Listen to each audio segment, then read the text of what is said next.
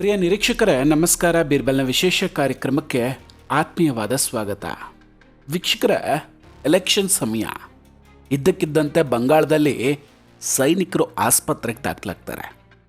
ಚುನಾವಣೆಯ ಭದ್ರತೆಗೆ ಅಂತ ಹೋದವರ ಪರಿಸ್ಥಿತಿಯೇ ಇವತ್ತು ಚಿಂತಾಜನಕ ಆಗಿದೆ. ಇದು ಕಾಕತಾಳೀಯವ ಅಥವಾ ಪಿತೂರಿಯ? ಸೈನಿಕರ ಊಟದಲ್ಲೇ ವಿಷ ಹಾಕಲಾಗಿತ್ತ? ದೀದಿ ಹೊಸ ಗೇಮನ್ನೇನಾದರೂ ಶುರು ಮಾಡ್ಕೊಂಡ್ರ? ಇದೆಲ್ಲದ್ರ ಬಗ್ಗೆ ಡಿಟೇಲ್ ಆಗಿ ಮಾತಾಡ್ತಾ ಹೋಗ್ತೀನಿ. ವಿಡಿಯೋವನ್ನು ಕೊನೆಯವರೆಗೂ ಮಿಸ್ ಮಾಡದೆ ನೋಡಿ. ಇನ್ನೂ ಕೂಡ ನಮ್ಮ ಬೀರ್ಬಲ್ ಚಾನಲನ್ನು ಸಬ್ಸ್ಕ್ರೈಬ್ ಮಾಡಿಲ್ಲ ಅಂದರೆ ಈ ಕೂಡಲೇ ಸಬ್ಸ್ಕ್ರೈಬ್ ಮಾಡಿ ಹಾಗೂ ಬೆಲ್ ಐಕಾನನ್ನು ಕ್ಲಿಕ್ ಮಾಡಿ.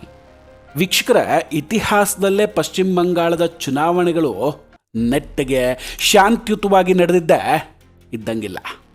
ಅದರಲ್ಲೂ ದೀದಿ ಬಂದ ಮೇಲಂತೂ ಕೇಳೋದೇ ಬೇಡ. ಈ ಸಲ SIR ಸಲುವಾಗಿ ಬಂಗಾಳದ ಚುನಾವಣೆ ತುಂಬ ಸೂಕ್ಷ್ಮವಾಗಂತೂ ಇರುತ್ತೆ. ಇದೆಲ್ಲ ಗೊತ್ತಿದ್ದೇ ಕೇಂದ್ರ ಗೃಹ ಸಚಿವಾಲಯ ಪಶ್ಚಿಮ ಬಂಗಾಳಕ್ಕೆ ಭದ್ರತಾ ಪಡೆಗಳನ್ನು ಕೂಡ ಕಳಿಸಿದೆ.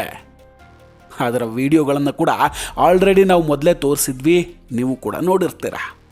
ಆದರೆ ಈಗ ಬರ್ತಿರುವ ಸುದ್ದಿ ಏನಂದರೆ, ಕೆಲವೇ ಗಂಟೆಗಳ ಮೊದಲು ಕೇಂದ್ರ ಸಶಸ್ತ್ರ ಪಡೆಗಳ CAPFನ ಹಲವು ಯೋಧರು ಇದ್ದಕ್ಕಿದ್ದಂತೆ ಅನಾರೋಗ್ಯಕ್ಕೆ ತುತ್ತಾಗಿ ಆಸ್ಪತ್ರೆಗೆ ದಾಖಲಾಗಿದ್ದಾರೆ.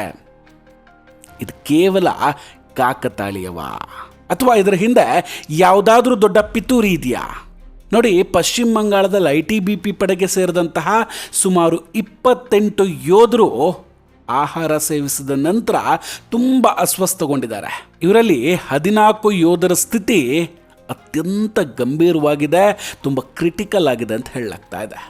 ಪಶ್ಚಿಮ ಬಂಗಾಳದಲ್ಲಿ ಚುನಾವಣಾ ಪ್ರಚಾರ ಮುಗಿಯೋಕೆ ಇನ್ನೇನು 48 ಗಂಟೆಗಳಿರಬೇಕಾದ್ರೇ ಇಂತಹ ಘಟನೆ ನಡೆದಿದೆ ಅಂದರೆ ಇಲ್ಲಿ ಅನುಮಾನ ಪಡಲೇಬೇಕಾಗುತ್ತೆ. ಈ ಘಟನೆ ವಿಶೇಷವಾಗಿ ಕೂಚ್ ಬೆಹರ್ನ ತುಫಾನ್ಗಂಜ್ ಪ್ರದೇಶದಲ್ಲಿ ನಡೆದಿರುವಂಥದ್ದು. ಇಲ್ಲಿ ಗಮನಿಸಬೇಕಾದ ವಿಷಯ ಏನು ಗೊತ್ತಾ?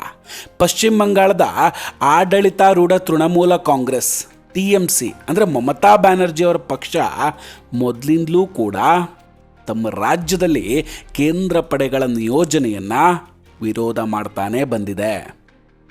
ಯೋಧರನ್ನು ಓಲೈಸೋದಕ್ಕೆ ಈ ಹಿಂದೆ ಇಫ್ತಾರ್ ಕೂಟಗಳು ಮತ್ತು ಮಾಂಸಾಹಾರದ ವ್ಯವಸ್ಥೆಗಳನ್ನು ಮಾಡಲಾಗಿತ್ತು. ಆದರೆ ಯೋಧರು ಇದನ್ನು ತಿರಸ್ಕರಿಸಿದರು. ಅಂದರೆ ಚುನಾವಣೆ ಸಮಯದಲ್ಲಿ ಯೋಧರ ಅನಾರೋಗ್ಯದ ಜೊತೆ ಆಟ ಆಡೋದಕ್ಕೆ ಉದ್ದೇಶಪೂರ್ವಕವಾಗಿ ಆಹಾರದಲ್ಲಿ ವಿಷ ಬೆರೆಸಲಾಗಿದೆಯಾ ಅಥವಾ ಇದೊಂದು ನಿರ್ಲಕ್ಷ್ಯನೇ ಇರಬಹುದಾ? ಈ ಪ್ರಶ್ನೆ ಅಂತೂ ಹುಟ್ಟುಕೊಂಡಿದೆ. ಈಗ ಈ ಘಟನೆಯಿಂದ ಚುನಾವಣೆಯ ಮೇಲೆ ಎಂತಹ ಪರಿಣಾಮವನ್ನು ಬೀರಬಹುದು? ಖಂಡಿತ ಇಲ್ಲಿ ಚುನಾವಣಾ ಪ್ರಕ್ರಿಯೆ ಮೇಲೆ ಇದು ನೆಗೆಟಿವ್ ಇಂಪ್ಯಾಕ್ಟ್ ಆಗುತ್ತೆ. ಯೋಧರು ಅನಾರೋಗ್ಯಕ್ಕೊಳಗಾದಾಗ ಚುನಾವಣಾ ಭದ್ರತಾ ವ್ಯವಸ್ಥೆಯಲ್ಲಿ ತುಂಬ ಅಲ್ಲೋಲ ಕಲ್ಲೋಲ ಆಗುತ್ತೆ. ಪಶ್ಚಿಮ ಬಂಗಾಳದಂತಹ ರಾಜ್ಯದಲ್ಲಿ ಚುನಾವಣೆಗಿಂತ ಮೊದಲು, ಚುನಾವಣೆಯ ಸಮಯದಲ್ಲಿ ಮತ್ತು ನಂತರ ಹಿಂಸಾಚಾರ ನಡೆಯುವಂತಹದ್ದು ತುಂಬ ನಡೆದಿದೆ. ಇಂತಹ ಪರಿಸ್ಥಿತಿಯಲ್ಲಿ ಕೇಂದ್ರ ಪಡೆಗಳ ಪಾತ್ರ ಬಹಳ ದೊಡ್ಡದಾಗಿರುತ್ತೆ. ಪಶ್ಚಿಮ ಬಂಗಾಳದಲ್ಲಿ ಅಧಿಕೃತವಾಗಿ 27% ಮತ್ತು ಅನಧಿಕೃತವಾಗಿ ಸುಮಾರು 33% ಮುಸ್ಲಿಂ ಜನಸಂಖ್ಯೆ ಇದೆ. ವಿಶೇಷವಾಗಿ ಮುಸ್ಲಿಂ ಜನಸಂಖ್ಯೆ ಹೆಚ್ಚಿರುವಂತಹ ಈ ಮತಗಟ್ಟೆಗಳನ್ನು ಕಠಿಣ ಮತಗಟ್ಟೆಗಳು ಅಂತ ಗುರುತಿಸಲಾಗುತ್ತೆ. ಅಲ್ಲಿ ಕಾನೂನು ಸುವ್ಯವಸ್ಥೆ ಕಾಪಾಡೋದು ದೊಡ್ಡ ಸವಾಲು. ಅದರಲ್ಲೂ ಈ ಕೂಚ್ ಬೆಹಾರ್ ಒಂದು ಮುಸ್ಲಿಂ ಪ್ರಾಬಲ್ಯದ ಪ್ರದೇಶ ಕೂಡ ಹೌದು. ಅಂತಹ ಕಡೆಯಲ್ಲಿ ಯೋಧರು ಈ ರೀತಿ ಆಸ್ಪತ್ರೆ ಸೇರಿರೋದು ದೊಡ್ಡ ಸಂಚಿನ ಭಾಗ ಆಗಿರುವಂತಹ ಸಾಧ್ಯತೆ ಕೂಡ ಇದೆ. ಇನ್ನು ನಾವು ಗಡಿ ಆಚೆಗಿನ ವಿಷಯಕ್ಕೆ ಬರೋದಾದರೆ, ಪಾಕಿಸ್ತಾನಕ್ಕೆ ಒಂದು ಗುಡ್ ನ್ಯೂಸ್ ಬಂದಿದೆಯಂತೆ. IMF ಸಾಲ ಪಡೆಯೋದಕ್ಕೆ ಪಾಕಿಸ್ತಾನ ಹೊಸ ಹೊಸ ದಾರಿಗಳನ್ನು ಕಂಡುಕೊಂಡಿದೆ. ಏನಿದ್ ಕತೆ? ಅದ್ರ ಬಗ್ಗೆ ಕೂಡ ಹೇಳ್ತೀನಿ ಕೇಳಿ. ಪಾಕಿಸ್ತಾನ ಈಗ ಜಗತ್ತಿನ ಕಣ್ಣಿಗೆ ತಾನು ಅಮೇರಿಕ ಮತ್ತು ಇರಾನ್ ನಡುವೆ ಶಾಂತಿ ಸಂಧಾನ ಮಾಡ್ತಿರೋದಾಗಿ ಬಿಂಬಿಸ್ಕೊಳ್ತಾ ಇದೆ. ಆದರೆ ಇದರ ಹಿಂದಿನ ಉದ್ದೇಶ ಶಾಂತಿಯಲ್ಲ, ಬದಲಾಗಿ ಹಣ ಮಾಡೋದು. ಪಾಕಿಸ್ತಾನದ ವಿದೇಶಿ ವಿನಿಮಯ ಮೀಸಲು ಫಾರೆಕ್ಸ್ ರಿಸರ್ವ್ಸ್ ಏನಿದೆ, ಇದು ಇತ್ತೀಚಿನ ದಿನಗಳಲ್ಲಿ ಅನಿರೀಕ್ಷಿತವಾಗಿ ಏರಿಕೆ ಆಗ್ತಾ ಇದೆ.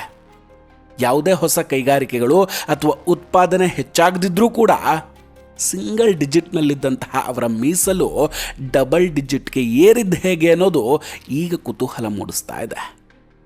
ಪಾಕಿಸ್ತಾನ ಗಲ್ಫ್ ದೇಶಗಳಿಂದ ಮತ್ತು ಅಮೆರಿಕದಿಂದ ಬೇರೆ ಬೇರೆ ರೀತಿಯಲ್ಲಿ ಹಣ ವಸೂಲಿ ಮಾಡ್ತಾ ಇದೆ.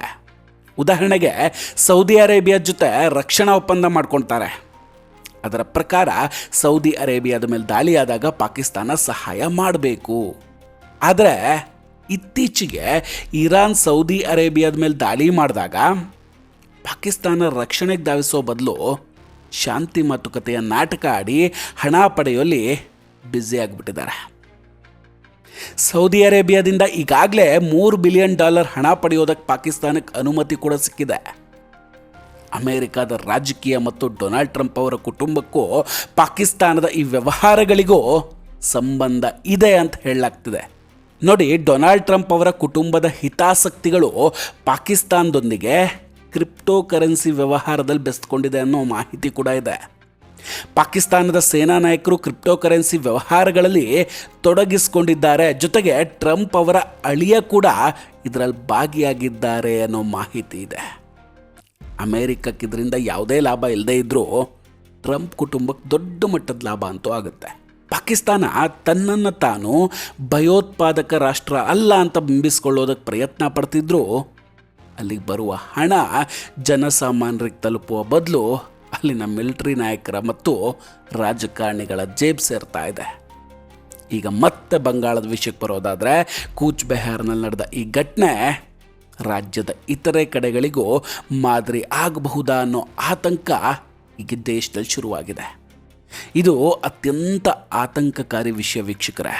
ಒಂದು ವೇಳೆ ಕೂಚ್ ಬೆಹಾರ್ನಲ್ಲಿ ಯೋಧರನ್ನು ಈ ರೀತಿ ಅಶಕ್ತಗೊಳಿಸುವ ಮಾದರಿ ಸಕ್ಸಸ್ ಆಯಿತು ಅಂದರೆ ಅದನ್ನು ರಾಜ್ಯದ ಬೇರೆ ಬೇರೆ ಕಡೆಗಳು ಕೂಡ ಬಳಸ್ಕೊಳ್ಳುವಂತಹ ಸಾಧ್ಯತೆ ಇದೆ. ಮಮತಾ ಬ್ಯಾನರ್ಜಿ ಅವರಿಗೆ ಕೇಂದ್ರ ಪಡೆಗಳ ಮೇಲೆ ನಿಯಂತ್ರಣ ಇಲ್ಲದೆ ಇರಬಹುದು, ಆದರೆ ಅವರ ಪಕ್ಷದ ಕಾರ್ಯಕರ್ತರು ಮತ್ತು ಇತರ ಶಕ್ತಿಗಳು ಈ ಕೃತ್ಯದಲ್ಲಿ ಭಾಗಿಯಾಗಿರುವಂತಹ ಶಂಕೆ ಇದೆ. ಸುಮಾರು 2ರಿಂದ 2.5 ಲಕ್ಷದಷ್ಟು ಅರೆಸೇನಾ ಪಡೆಗಳನ್ನು ಒಂದು ರಾಜ್ಯದ ಚುನಾವಣೆಗಾಗಿ ನಿಯೋಜನೆ ಮಾಡ್ತಾ ಇರೋದು ಭಾರತದ ಇತಿಹಾಸದಲ್ಲೇ ದೊಡ್ಡ ಘಟನೆ. ಇಷ್ಟು ದೊಡ್ಡ ಪಡೆ ಇದ್ದರೂ ಯೋಧರ ಸುರಕ್ಷತೆಗೆ ಧಕ್ಕೆ ಬರ್ತಾ ಇರೋದು ಇನ್ನೂ ಆತಂಕ ಮೂಡಿಸ್ತಾ ಇದೆ. ಪಾಕಿಸ್ತಾನದ ವಿಷಯದಲ್ಲೂ ಅಷ್ಟೇ. IMF ಸಾಲ ಪಡೆದ್ರು ಅಥವಾ ಗಲ್ಫ್ ದೇಶಗಳಿಂದ ಸಹಾಯ ಪಡೆದ್ರು ಅಲ್ಲಿನ ಸಾಮಾನ್ಯ ಜನರು ಇವತ್ತು ಹಸಿವಿನಿಂದ ಬಳಲ್ತಾ ಇದ್ದಾರೆ. ಅಲ್ಲಿನ ಸೇನಾಧಿಕಾರಿಗಳು ಮತ್ತು ಆಡಳಿತ ವರ್ಗ ದೇಶದ ಸಂಪತ್ತನ್ನು ಲೂಟಿ ಮಾಡ್ತಾ ಇದೆ. ಪಾಕಿಸ್ತಾನ ಜಗತ್ತಿನ ಮುಂದೆ ಭಿಕ್ಷಾ ಪಾತ್ರೆಯನ್ನು ಹಿಡಿದು ತಿರುಗುವ ತನ್ನ ಹಳೆಯ ಅಭ್ಯಾಸವನ್ನು ಮುಂದುವರಿಸ್ಕೊಂಡು ಬಂದಿದೆ.